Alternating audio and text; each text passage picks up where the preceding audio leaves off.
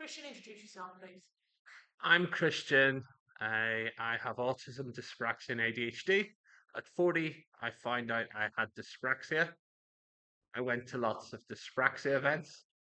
From that, I worked out from the other dyspraxics that I'm probably got autism. I chased my autism diagnosis 2 years later, pestering the GP. I got my autism diagnosis at 46, and then I met lots of autistic people on my journey. And a year and a half later, I got my ADHD diagnosis. And now I've got my three pieces of paper. I don't really need any more. So, and also the ADHD people, they're wild. I mean, they're online on a Monday night and it's like busy bees. Yeah, I'll move on. Hi everybody, my name's Mark. I'm neurodiverse, I'm dyslexic, I have dyscalculia, and I'm just about to go through my autism diagnosis myself. Both my kids are going through the diagnosis as well, so it's kind of a big adventure for me. And I work in community safety for Dudley Council here in the borough. Well, cool. I'm Callum. I am officially autistic, ADHD, and I guess everyone else say I've got dysgraphia. So it's I'm not dyspraxic enough for dyspraxia, but they'll give me dysgraphia. Um, uh, I late diagnosed. I was diagnosed in my mid 20s, about four-ish years ago. Because my mom was diagnosed and my sister was diagnosed, and I was like, "Oh, cool, it's probably me too," and it was. But the surprise to me was the ADHD because it was never something that I fully considered that I had. But looking back on it, I'm not very surprised, but it did come as a shock. But yeah, caffeine does not work as a stimulant; it just works as a sort of focusing tool rather than anything. So yeah, I currently do autism work for the NHS, I guess. Yeah. Is that why do subsequently you work on your manage? Oh no, it's keeping me awake, but like it's not gonna pass me off balls. Yes. I'm Cameron, I have learned disability and ADHD, and I really really consider this in lightly. Fun times. Especially when we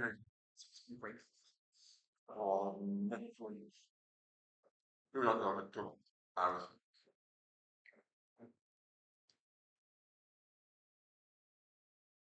Carry on talking, Keep Cameron.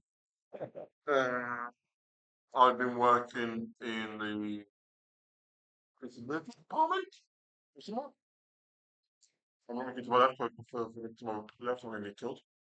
I worked in the disability department for at least 5 years, close to a decade, like as a volunteer and as a general person.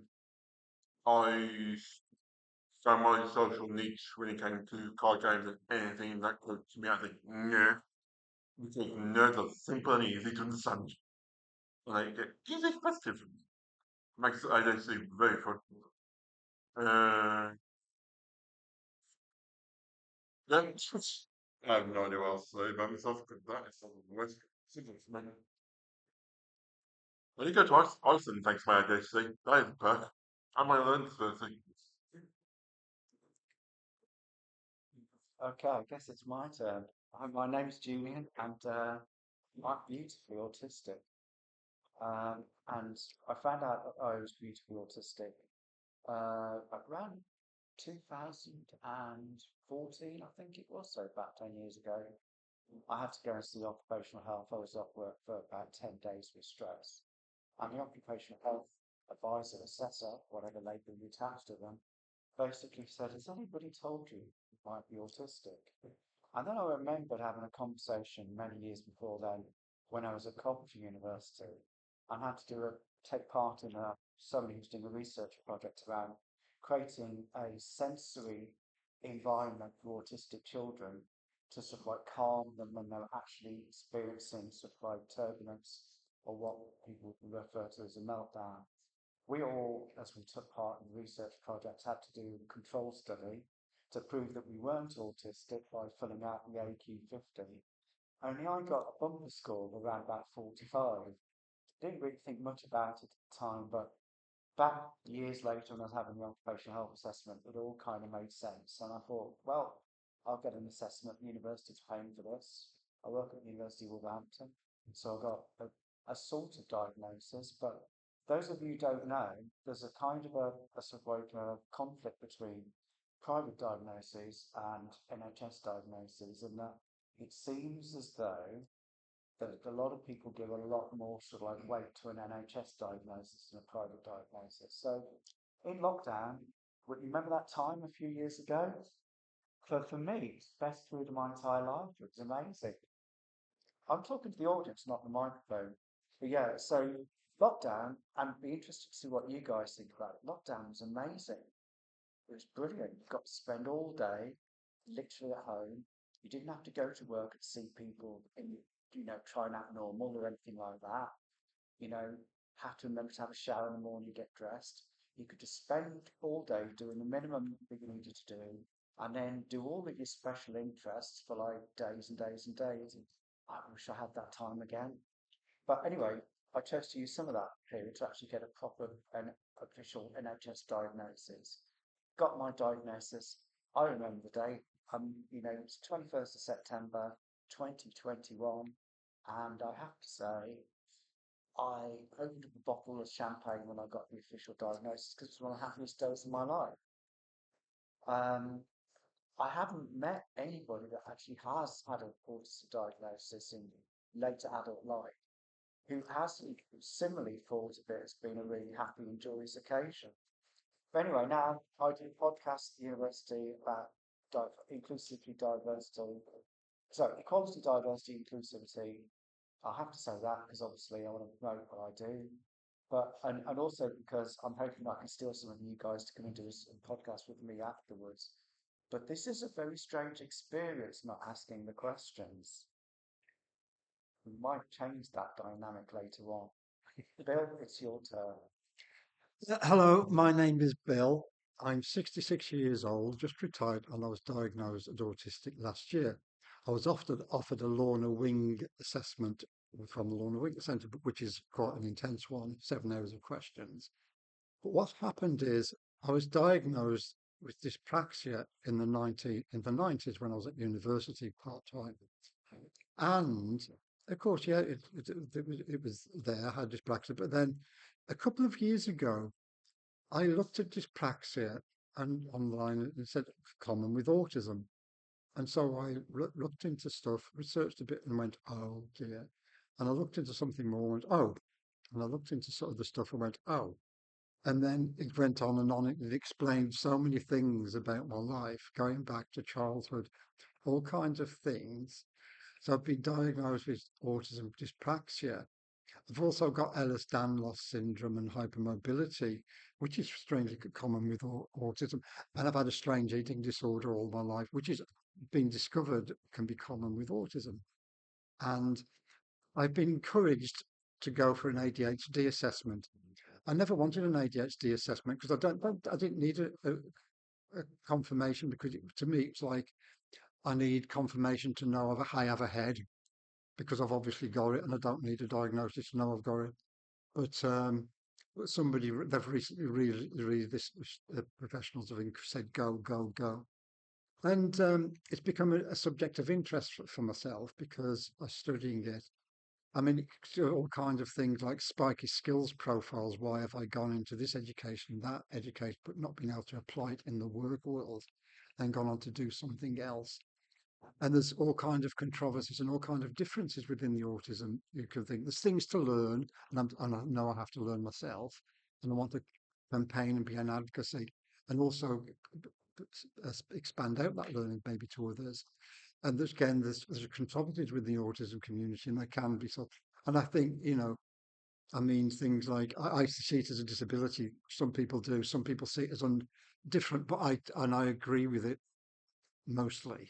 But yes, but there are caveats to take into account. Well, so I'm glad I've had the assessment and the diagnosis, and it's making me think and learn about all kinds of things. But anyway, thank you. I think we're going around the circle, so that's probably what we will keep doing. I, I think as a neurodiverse person, you're disabled by others who are not similar to you.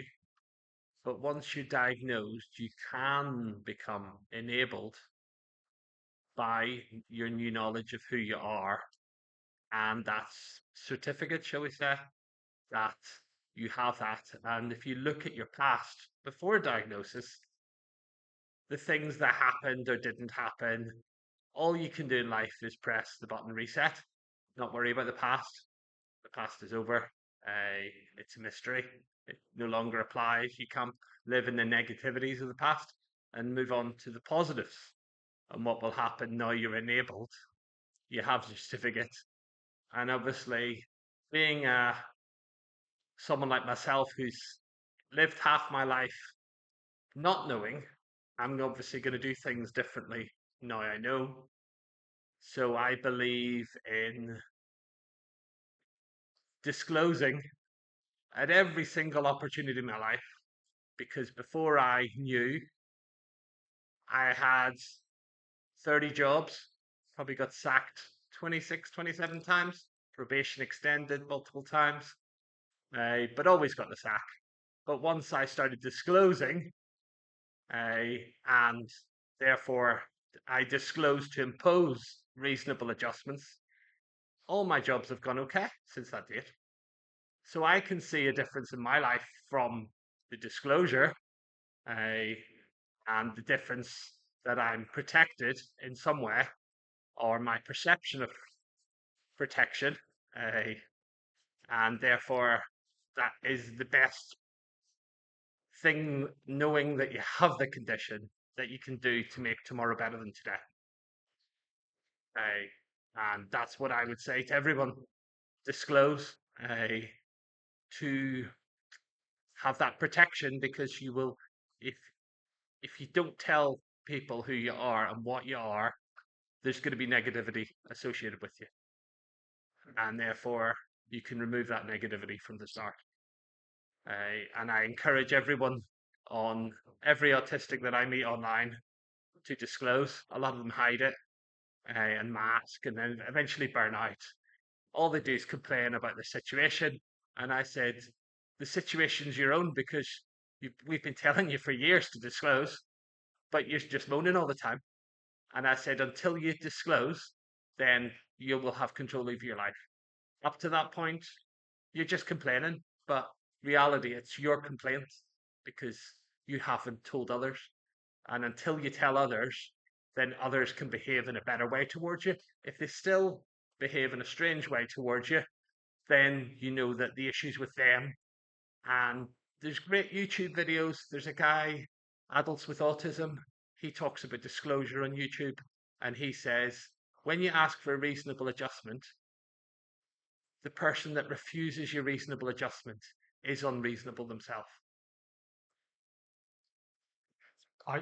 They're really amazing words, Christian. And I think for me, I echo most of what you said. I really do. I think you've taken most of what I was going to say. So well done. But I kind of was just, as you were talking, I was thinking about my experiences of going through the school system. I went through the school system and failed miserably. I left school at sort of like 14, no qualifications. I had 2 F grade GCSEs. That's all that I had as my career. Um, Realized that I was different and I didn't fit in. I wasn't normal like everybody else. I viewed the world differently. Now think of it as a superpower. Didn't then, do now. And I kind of thought something needs to happen, something needs to change. So I kind of did the geek thing, got into computers, was on the internet, really got into. I mean, this is before you had like normal internet. You had like a telephone and you had it on a cradle, and we're talking 25, 30 years ago, a long time ago. And I remember going to college and I was doing a computing course and I was really loving it because I was learning all about the internet and the www and building web pages. And this is fantastic, amazing stuff. And then one day I started to really fail and really struggle and I couldn't understand it. And it's because I was doing algebra, maths with letters. What the hell was that about? And then as I was carrying on it and I was doing my course, I really struggled. I started to fail and I was failing more and more and more. And I remember this one day, my course tutor said to me, I think you need to give up now and get a job as a bin man. And I was stunned by that. And I kind of fought the system a little bit and kind of ended up getting a referral to get a to be checked for dyslexia and dyscalculia. And of course, they came back off the chart, like this is your issue. And that was instantly a bit like what you said, it was like a clarity, like the clouds parted. I understood myself a bit more. I went on to do archaeology and then became a store manager for Blockbuster Video and somehow ended up working in communities and building resilience to hate crimes and things like that.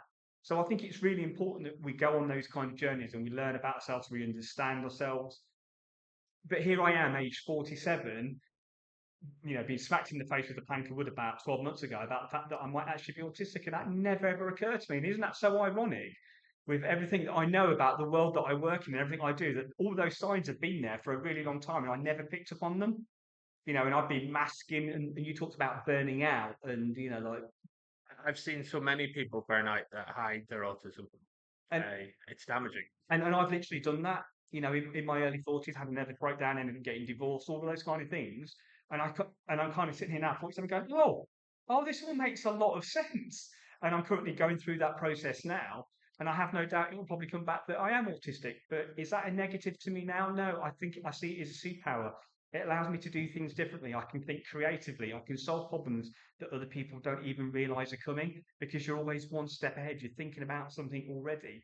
So I'm excited about the future. I'm a little bit confused about what the future might be, but I'm excited about it.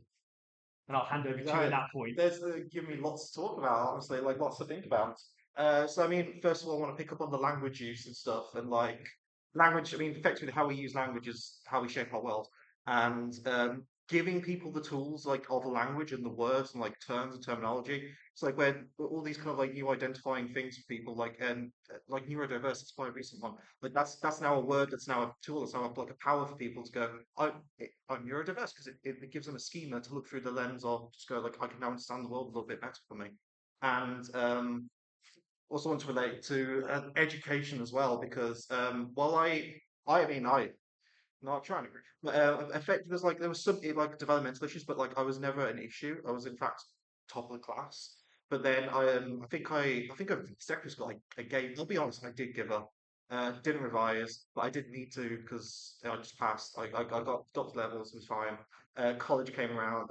Obviously, like that's clearly signs of burning out at secondary school. And then college came around, and maths and science was what I thought I was good at, and then algebra, which is quite ironic now, because I understand algebra now, because eventually I went on to do philosophy, and there's like philosophy of logic, so that is effectively algebra. It's how you write sentences to make like logical arguments effectively, because if a sentence is written like this, it can be valid and correct. It's been a while since I've been to university, but yeah, so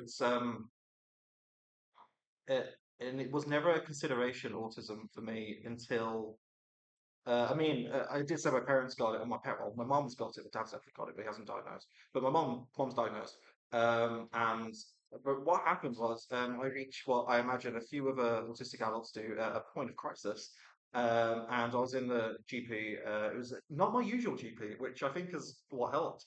And they went, "I think you might be autistic. I'm going to like recommend you this place and they'll help with you like certain autistic specialized therapy." And that helped a lot because I did like 2 rounds of therapy before that during university, thinking like, oh, there's something wrong with me. I'm constantly depressed. Why am I depressed?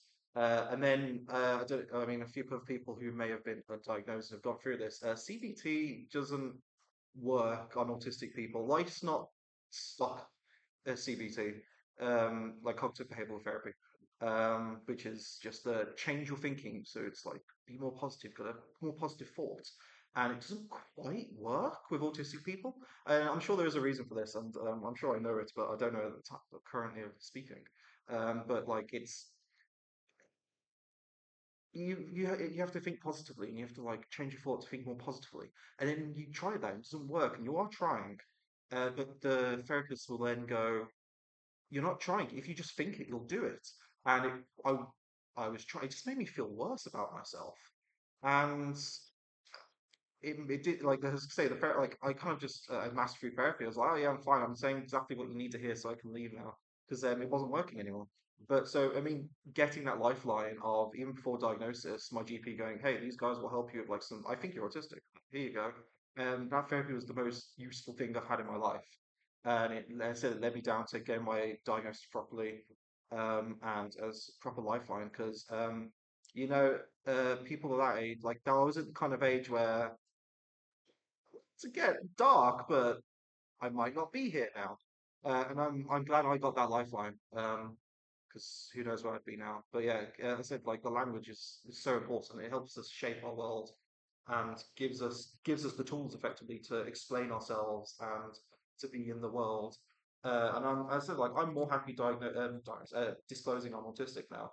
I did it. I think I did it once before I got my current job in the bar I worked in, and I got the typical response of "You don't seem autistic," and I was like, "Cool, I'm just never talking to you again."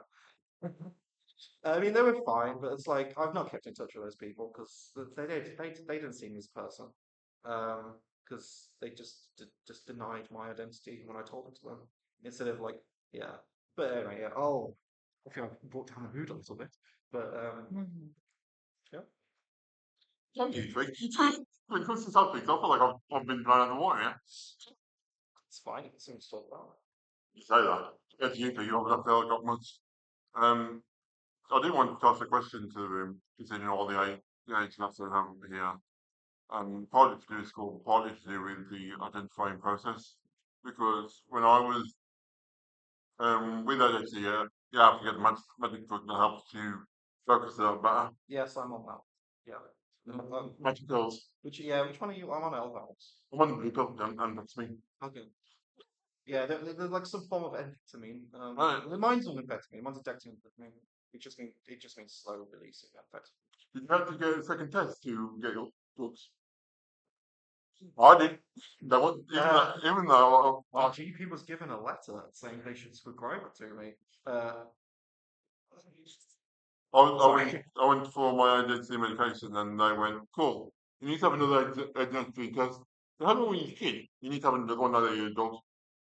And then somebody quickly, somebody backhanded you, and then you went, "Yeah, that's true. He's false." Well, I wanted to ask the general question to the table. How do you think education throughout the years has, I'm going to say the word evolve, not literally, metaphorically evolve in terms of accepting people with neurodivergence? Because I was looking up the term neurodiverse for a project I'm working on. The term neurodiverse was made in 1984. I'm right, one crazy genius. But it wasn't accepted in 2011. It's the only time they actually accepted it. And yet you still look at neurodiverse even nowadays. Not everyone will accept the term neurodiverse, even though it's accepted publicly, which is one of the most bonkers things in my mind. But only when I was a kid, it was never a term I heard of, even doing work. I hear the word, I don't know what the term means, but I hear the word and it's like, yep, I understand what that means. Do you think it's because I said like now you're aware of the word, you're now hearing it more. I mean to be fair, like I never heard the word neurodiverse until my job, effectively. So about 3 years ago. But like I can accept that it's probably I think it's becoming more popular as more people are discovering the word. Like autism was like it's like 100 years old. It's like but we didn't really start caring about it until it started to affect people. Um, With it, until it's not despicable, until people finally caught on to the fact that we need to recognise this as a thing. Exactly. I think of it as you have people in society who have ginger hair.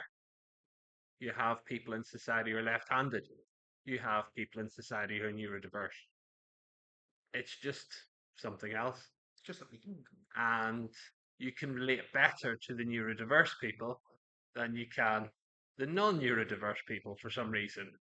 And there seems to be, should we say, conflict between neurodiverse and neurotypicals because it's a lack of understanding of the problems they've had in the past. And obviously, if a neurodiverse person is asking for solutions to problems from the past, they don't want the past to continue. They want things to be better. Everyone's spoken about education here, and I feel that I'm like the mystery man because everyone's talking about their jobs and stuff.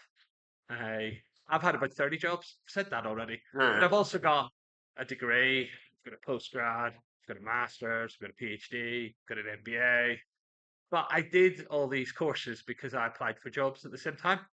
But for some reason, it's easier to get into education than it is to get jobs, especially when you're not diagnosed. To get my 30 jobs in life, I've had 300 plus interviews, not knowing that I'm neurodiverse. And obviously, at this point in my life, I disclose. I go on a journey of finding out what the process will be like disclosing because I've lived half of my life, well, most of my life not knowing. And obviously, should we say you see the worst in society? But that's my journey.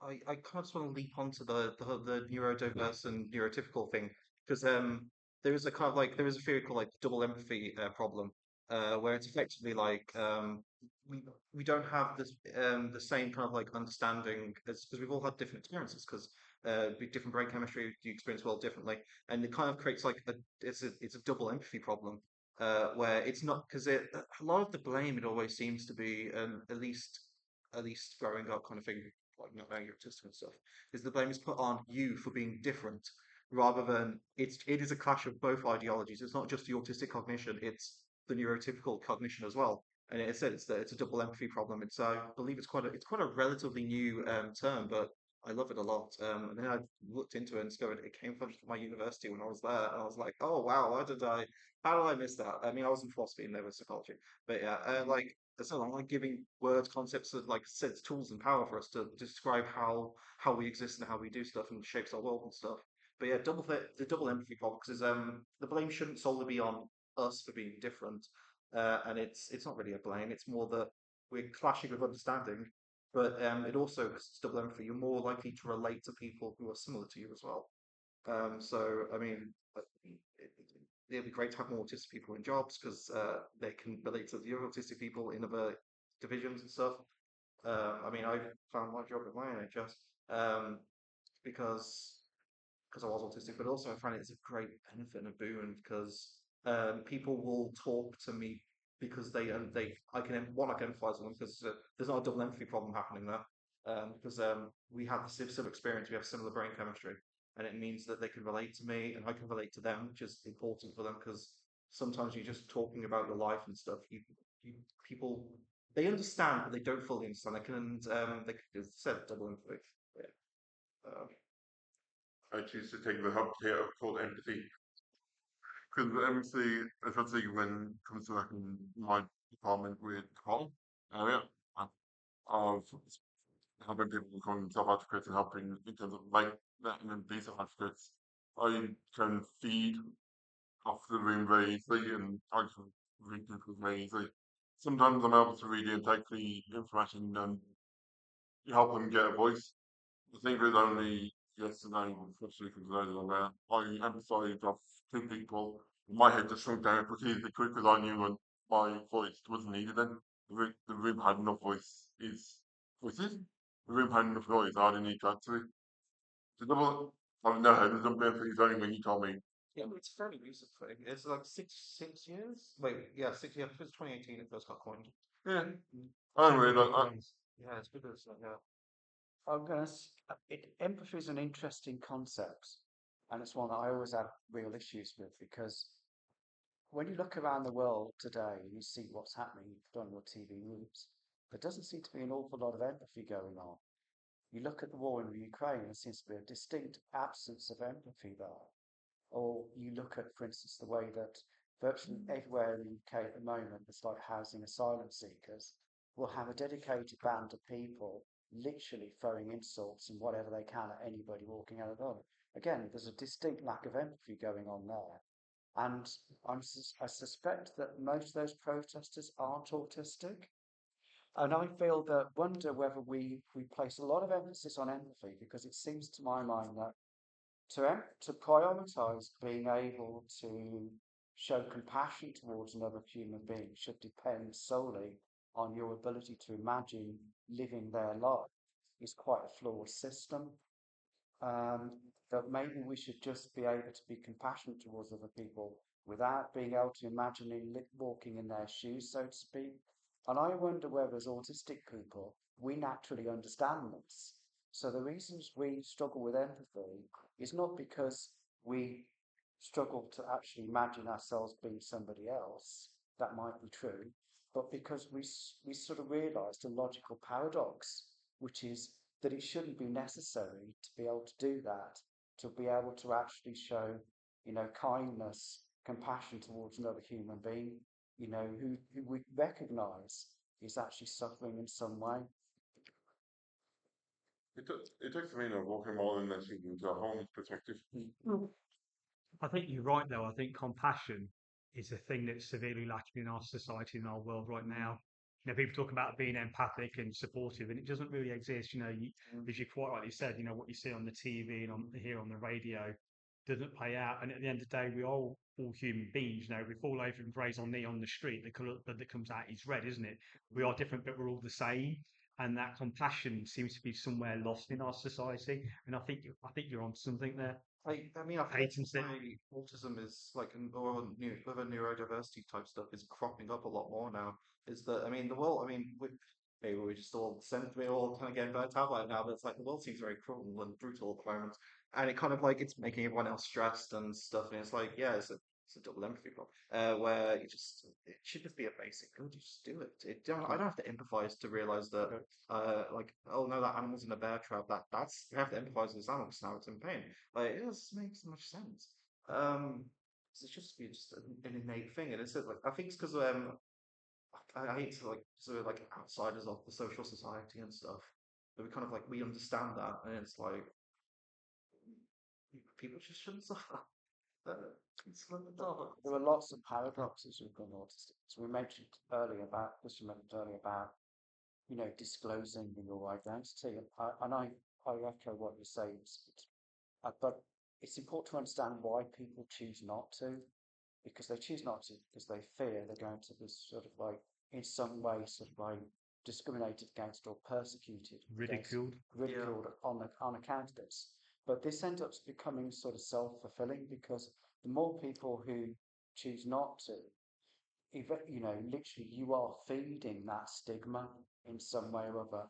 The more people who come out, disclose have their autistic identity, the more sort of like onus there is on society to understand and accept us. And I think today it's an unfortunate situation that nearly all of their, some prominent, I will use that word again, prominent autistic organisations in the world have, till now at least, tended to focus their efforts and energies on sort of like treating autism in some way or even curing it rather than actually embracing it. And as I said, there's lots of paradoxes involved in autism because, you know, you know, we talk about whether autism's a superpower or not. We can discuss the merits of that, whether that's true or not. But a lot of the world, the modern world that we live in, is, if you look at historical figures, for instance, who have been identified as being autistic or sitting on the spectrum, many of them are responsible for a lot of the technology we take. Like, for instance, we're sat here now recording a podcast, which might not be possible had autistic people never existed. Because who would have actually developed the technology? Who would have literally dedicated huge proportions of their time, energies, and efforts to actually solve problems that required a deep level of focus, if that wasn't true? But this goes back to education because I think, education is kind of a real key to this in how it approaches. And I feel that one thing I would like to happen, if there's anybody here in the audience or listening to this at some point in the future who works in education, particularly works in primary school education, is to be aware of something called executive dysfunction. Because I think this is the key. The earliest you get identified as an autistic person, the better your outcomes in life. You said, Mark, is when you wait till you're middle age before you get your diagnosis, you go through life.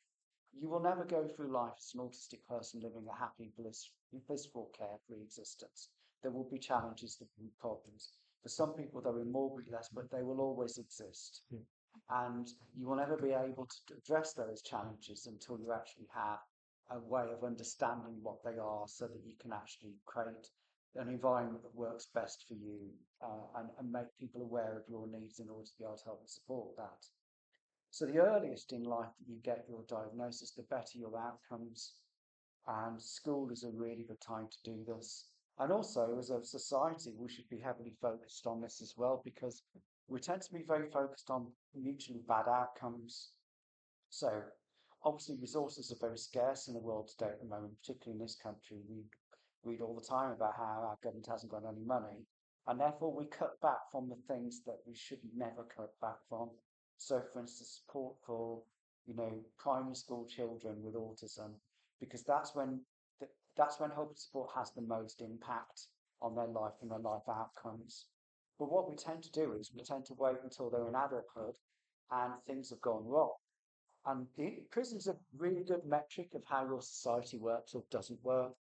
Because if you look at the prison population, and if you discover that your prison population is full of a lot of people who shouldn't be there, that if they'd actually had help and support at an early age, they wouldn't be there, then that's a sign of how you can actually redirect your resources more effectively. And it costs a lot of money to send somebody to prison, a lot of money, and all of that money is wasted because the outcomes are very, very poor. They're very poor for the individual who's in prison. Their life chances are significantly worse. Their employment opportunities are significantly worse. And it's also bad for us as a society because that kind of, I like to look at it positively and say, in most cases, I think I've heard statistics say that the percentage of neurodiverse people in prisons is around about 40%, which is absolutely shocking. It's reasonable to predict that had those people had the opportunities and chances and help and support they need, they would not have been in prison. Their lives could have been a lot better. And that would have been beneficial for them, it would have been beneficial for us as a society too. So education is really key. So for those who don't understand, executive dysfunction is it's your ability to make plans, it's your ability to start tasks, it's your your ability to sort of process information and put it into some sort of logical framework. And for teachers working in education, you can see this by if there is a child, a pupil,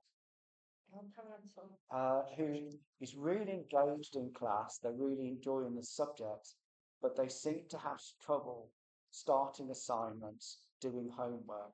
That could well be a sort of like sign of executive dysfunction. And once it's identified, they can get the help and support to actually sort of like, so they don't struggle in class, they actually succeed. But executive dysfunction is key because executive dysfunction can't exist independently. You can't just have executive dysfunction. You can only have executive dysfunction if you also have a neurodiverse condition. And that, through identifying executive dysfunction, you can now identify that somebody has a neurodivergent condition and then they can get the help and support they need to succeed at the early stage and go through life so that we talk about people who succeed rather than fail. I feel like I'm doing a lot of jumping and talking. I've heard you talk about executive dysfunction for ages, but it's only just popped to me something about like I've always I definitely haven't. But when it was like always struggled to do essays, I may have a master's degree, but who did their essays the night before? Me. I did do that with my dissertation though, so that was a bit more stressful. But it's trouble starting tasks. But I've realised now, going through my life, and it's like I was told, let's do it. And it's like, can't. And then I was kind of called lazy because I was leaving stuff and not starting stuff. And sorry, Dad. It was my dad. Who was definitely autistic himself. So it's kind of like a vicious cycle. Like he wasn't like if we knew about executive function back then and realized that I'm not lazy, I just have trouble starting tasks. Things might have been slightly different. Um, because I wasn't being lazy. It's like a mental block, but people would just consider me lazy. But it's like I physically can't. I don't understand why, but I just can't. But I mean, preventative measures so much cheaper than dealing with the aftermath. Like, you put someone on the right track of like just like giving them like £1 a day rather than like being a burden on the system. Then they're not. It's going to be cheaper on society and better for them. Have better quality of life, and it's especially when budgets are as tight as they are now. It's like preventative measures should be a real easy sell to people. But I mean, I don't know if I'd change anything about me being diagnosed late. I feel like I would have, because I mean, even when I was in school, so I'm like 29 now.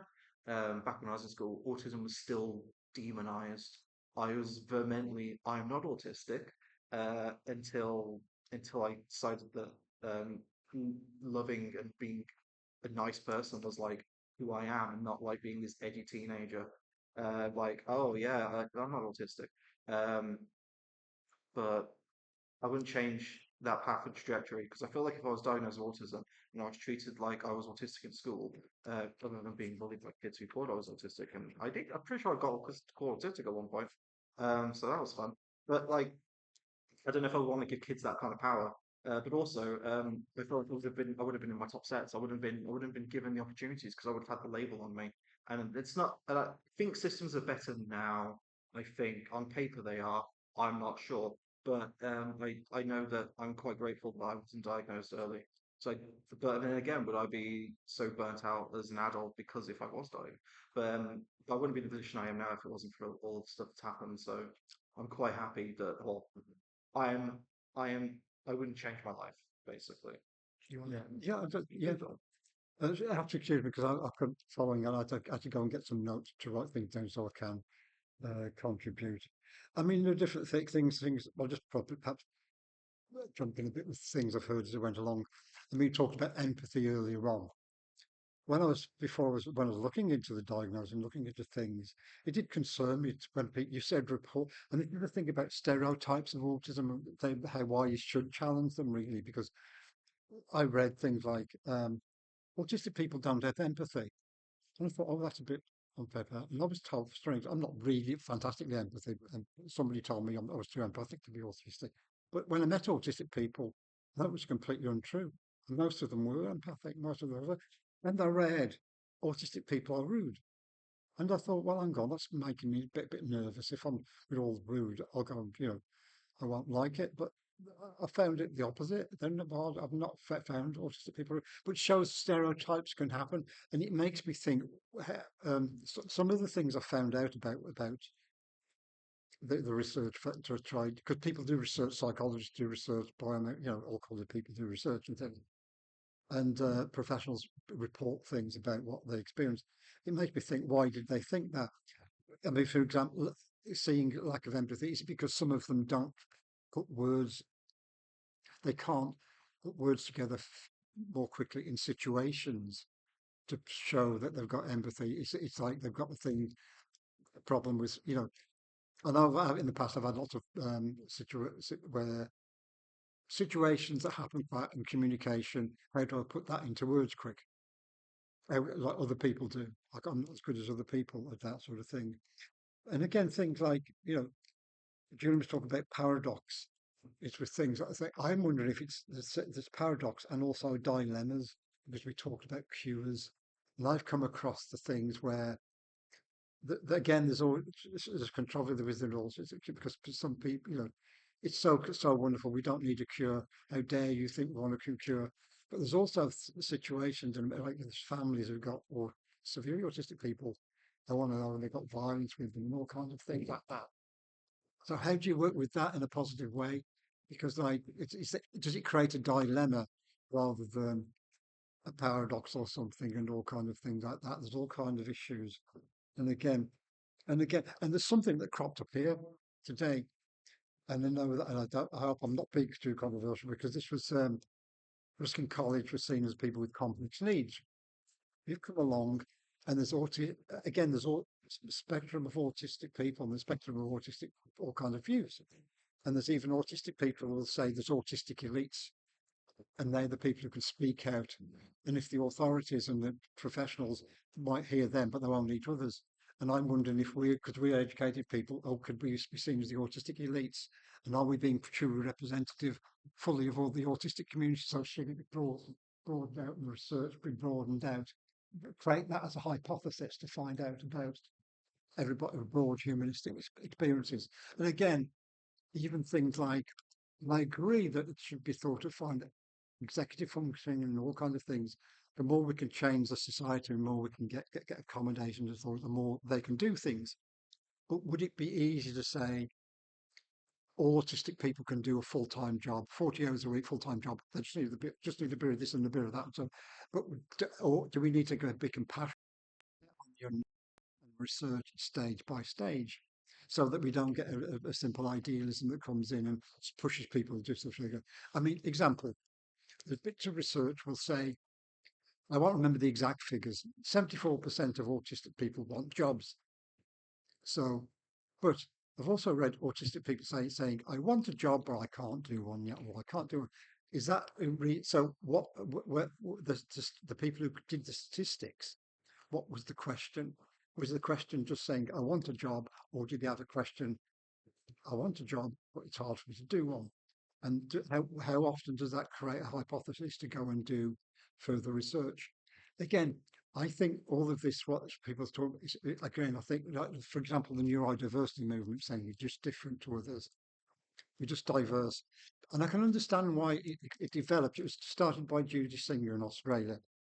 And because it's to say with neurodiversity, it gets rid of the stigma and the bad, and you're the you know, you're different, so you're less than us, you're less valuable, and all that kind of stuff.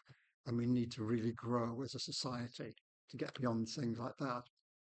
But again, it's again the sort of, I've been reading about controversy that Judy Singer's kind of moving away from the term a bit. But yeah, it's, you have to excuse me because I sometimes go blank. Um, there's all kinds of things that need to be learned about, and could keep an expansion of openness and care about people. My view is it's all, we should err on the unknown. We shouldn't do unless we can get research. Humanitarians are research, scientific basis research. Okay, psychology. You put first person centered thing. Research, looking into people's experience. Um, expand on it bit by bit, but it's okay to err on one until we know it. I, I Be don't compassionate. I don't believe psychology is real. I personally, I believe it's a cult. And when people are in a cult, psychological cult at least, they don't know they're in the cult. There's no cult leader, and then, you know what I mean. That's why they bring out the drugs to keep them in the cult, No. and then they get to meet each other. But I disagree, and I also disagree in books as well, because in my philosophy, a book used to be a tree, and in that tree used to live squirrels and animals, and to make it into a book is a disgrace. Well, I'm not sure quite sure what the only thing is about. I mean, I'd ask, see, as a debate, I'd ask you to define a cult, and you just said you just associated. Can I About finish, please? cults Can I is finish, please? Can I finish, please? Psychology and psychiatry are different. It's psychiatry that you link drugs with psychology. It's medication is more associated with psychology, and there was a movement with psychology to move away from psychiatry and drugs to bring therapy and therapy in. And therapies can become very controversial. I was seeing a video today and yesterday. It's by someone, a very popular YouTube creator, Sandy Sam, who's autistic. So they're saying, talking about how therapy can be abusive towards autistic people. I'm a bit, they weren't totally anti-therapy, but and again, I'm not sure. There's all kind of controversies that I can bring up, and yes, is it true? Is it not true? And I'm thinking we should be open-minded about progressing, and again, that sort of thing. I mean, okay, what do you mean by a cult? I mean, psychology I is a know the subject. one thing about when you speak to cult members is they don't know that they're in a cult. Yeah, and then they always have, annoyance of being in a cult or Would being you say, labelled being in a cult. would you say all clinical psychologists are in a cult? All I'm saying is I have my beliefs as an autistic person. I'm allowed to express them. Yeah, Not everyone will but beliefs agree with are them. opinions, and objective proof and objective research or results and science and evidence and different things. Carry on. Just to wrap this up, if since this is going to end up online, can I just ask all of us if we could ask one question to be answered by the public, the question would be all asked. If we all pick one question. Before I do that, can I just go back to what Bill was saying? This thing, this is it really is kind of important stuff. When you're talking about, for instance, cures, and you're talking about autistic people and how some parents might want their children cured because there's a lot of confusion around this. But Yes. autism is a spectrum, Yeah. What that doesn't mean, as most people imagine it to be, there is an imaginary line, and right at the one end of that line is heavily disabled autistic people, and right at the top end is Einstein or whoever else, Elon Musk or somebody who's really capable. Autism is a spectrum, it's not a line, it's actually a circle, and there are four distinct categories. So, like, sorry? Sorry, spectrum is. I think using the word it's stuff and we're using it now. So spectrum is a line, and we shouldn't be. Yeah. It's a great thought. Well, It's a great. There are four yeah. So basically, social communication. Tell me off if I got this wrong. So social communication is one area in which you actually measured. Another one is sort of like actually repetitive behaviours. And then you've got sensory stimulus, whether that's over or understimulated. And one that causes the most controversy in the autism community is focused special interests, because that's not really a disadvantage, is it, in anybody's book whatsoever? That's the most amazing thing in the entire world. Why would anybody see that in the deficit? But you have to score relatively highly in all those four areas. That's basically your spectrum. It's where you sit within that spectrum is determined by where you are on those areas. So basically what that means is that when you've met one autistic person, you have actually met one autistic person. So one autistic person might have no noticeable problems with social communication, whereas another might. One might have no issue with sort of like bright lights, sort of like sounds in an environment. For some, it could be a real challenge. And again, if there's one person, they might have a particular problem with, so they might have to sort of like act and behave in a certain way to sort of like calm themselves or make themselves, in a certain environment, whereas another autistic person might have no such traits whatsoever. That's your spectrum in a sense. That's where determined by your abilities. But actually imagine it. I think it's really important to like get that right. No, and I understand. But I understand that it's not like a linear such a thing, and it's a spectrum is like a circle. And it's again, I understand. There are not people. You can automatically say anybody can do anything, and there's some more severely disabled people than others and things. I mean, there's no way I would say We've got a question in the audience. Very down there. So I've heard some things that you all have in common, and then some things that really don't. And it's great to hear from different voices. I wonder, from the panel's point of view, what voices we need to be hearing from next, what's missing, because this is a great start. I wondered if anyone had any thoughts about who else we should be hearing from. I think for me, I'm the newbie in the class, so I'll just throw it out there and see what people think. I think for me, it's about how can we go on this journey together, and how do we help create that understanding that everybody has, that creates an inclusive community for everyone. And I think in society, they want to cure autism. Some people do, with a tablet. I would actually like to share autism with a tablet for everyone who's not autistic. If you could have that tablet for one day and live in our shoes for one day, you'd want another tablet. But we don't have the ability to share that with one day with yourselves.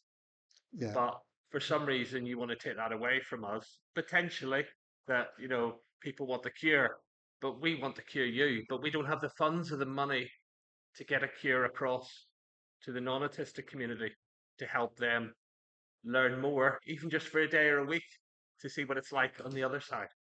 Well, yeah, I mean, again, there's people who would think differently. There's autistic people who would think differently.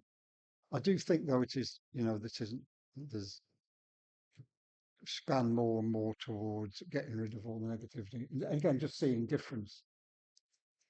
I guess I was asking from the point of view of being a woman here. Oh, to another point. There are autistic women out there. We've also mostly white here as well. Hey, Straight mostly. No, it's a really interesting point, because back in 1981, the ratio of male to females for autism was estimated at being 6:1.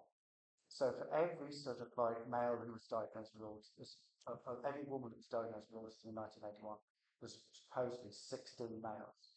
That's now gone down to 3 to 1. Now that suggests to me, or to any, if you're following logic, that the ratio of male to females is probably equal, because there's no good reason why it wouldn't be. And yet we're still living in this world in which we assume that males are much more likely to have autism than females, even though consistently, at quite a steady rate over the last 40 years, that gap has literally gone down to almost zero. And I'm pretty confident it will be zero very, very, very soon. Why, for instance, we don't see so much representation, particularly in terms of we are all male here, is because uh, the emphasis on autism itself, the diagnostic process, is inherently designed to actually detect males with autism. Focus on special interests is a really important point. So, for instance, a boy who's got autism, they'll be stereotypically interested in dinosaurs or rockets or something like that. A very, very clear, identifiable autistic special interest, where Phil mentioned YouTube presenter Sandy Sam. She said that her special interest was Spice Girls. Now, any teenage girl around that late 90s who was really interested in the Spice Girls would not seem to be unusual in any respects whatsoever. However, the way she describes it, she was super interested. She knew where they went to school. She knew what the school reports were like. She knew who taught them. She knew who their cousins were. She knew pretty much everything about their lives. And she's taught herself to actually code HTML. So she can create a very own website blog about the Spice Girls. So it isn't the interest, it's the level of interest that's significant and important there. But we need to be much better at noticing this. And going back to what I was saying about executive dysfunction doesn't discriminate on gender. How you present yourself in your executive dysfunction challenges can be identified, and that's a very good way of actually identifying young, girls with autism from as well as boys with autism, so that everybody sort of has the best outcomes. Because an unhappy significance is one of the fastest growing areas of autism diagnosis today is women in their 40s and 50s who suffer a breakdown and are actually going through the process of actually recovering from that breakdown. And in some cases, that can involve a period of psychiatric treatment. They suddenly get somebody to say to them, I think you're autistic, and then that suddenly changes their lives. And if they'd have had that opportunity 10, 20, 30 years ago, they might never have actually encountered that difficult situation in their lives. Yeah, and again, it's read so many stories of women, females being diagnosed with other things before they get diagnosed with autism and being misdiagnosed by bipolar, borderline personality disorder, and all kinds of things like that. And again, you talk about, Darling, I don't know what this is, but the Maudsley Hospital recently come out with research. I can't remember if it's 35%, 40%, which significantly, but most of the people with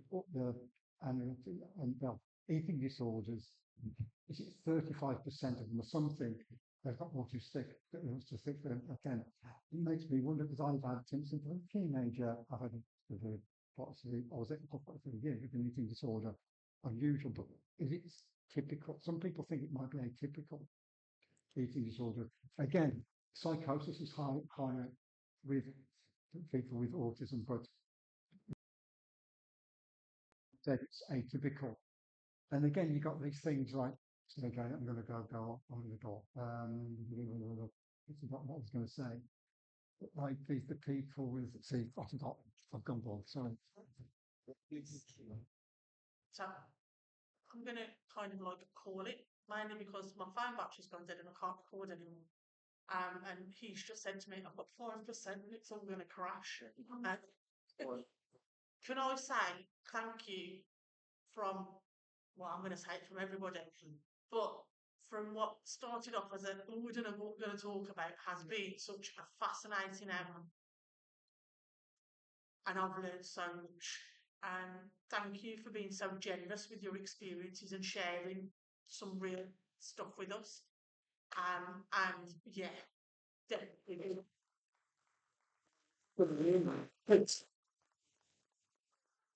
Well, like so my master, this just isn't necessarily just about autism, it's about disability in general.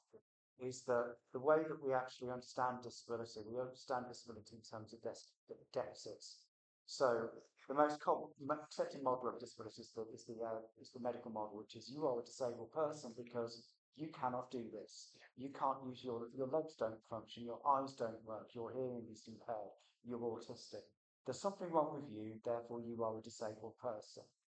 We've sort of moved on from that now. We've realised that actually there isn't a reason why, as a wheelchair user, you shouldn't be able to get into buildings. We can build ramps so you can get into buildings, or we can make public transport accessible, and suddenly you're not disabled anymore. You're actually able to actually be present in the world. That's fantastic and it's wonderful. It's brilliant that we're now thinking about how we change the environment to enable disabled people with disabilities to be able to actually be present in the world. But what it doesn't do, unfortunately, it doesn't change people's attitudes and perceptions towards people with disabilities. We still have a lot of disability hate crime. We still have a lot of negative attitudes towards people with disabilities from people who somehow imagine that we're getting loads of benefits or that we're living a better life than people, which is weird. I mean, why would you say to somebody who hasn't got the use of their legs that they've got it easy in life? I mean, it's a weird thing to say, but anyway, there is another way of looking at disability, which is one that I champion, which is the affirmation model. Basically, what that says is that disabled people with disabilities, I have to keep on correcting myself because we need to get the language right, aren't victims. We're not tragic, victims. And we're as autistic people, we probably don't even consider ourselves disabled at all. But we have fit into that category. You have to fit into the category to get the needs and support that you need in order to be able to live the life that's best for you. But an affirmation model with disability focuses on people's strengths. It focuses on what disability means. So the challenges and the barriers that all of us throughout our lives have actually gone through and we've overcome is really, really useful. It's knowledge and experience that's useful to us as individuals, but it's also useful knowledge that we can share with the world. We can share with the world so that other people don't have to go through the same challenges. But also how other people can learn from our challenges to ensure that they think about other people's experiences to sort of make this world a lot more accessible and inclusive. To leave it there.